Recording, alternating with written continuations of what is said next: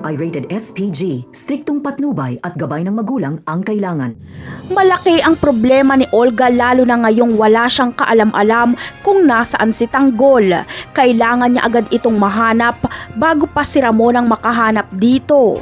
Sinisimulan na kasi nila Ramon ang paghahanap ng mga matatapang na tao sa Quiapo para gawin nilang tauhan. Kaya malaki ang posible na isa si Tanggol sa mahanap nila Ramon.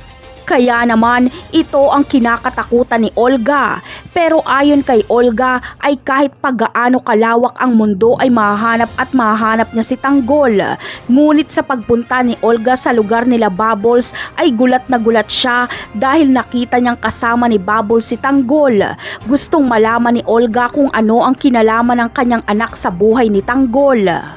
Kaya kailangan ni Olga na maging malapit ang loob sa kanya ni Bubbles at Tanggol at nang sa ganon ay makakuha siya ng impormasyon kung paanong naging mag-close si Tanggol at Bubbles at dito ay siguradong hindi magugustuhan ni Olga ang kanyang matutuklasan dahil malalaman niyang birador din pala ni Espina si Bubbles. Sa kabilang banda naman ay kabago-bago pa lang ni Tanggol sa kanyang trabaho ay agad siyang mapapasabak sa gulo. May nambastos at nanghipo kasi kay Bubbles. Sa una ay nagtimpi pa si Tanggol dahil ang boss ni Bubbles ang humarap sa mga bastos na customer.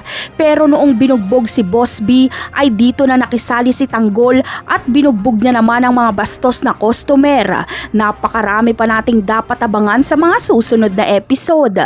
Paalam!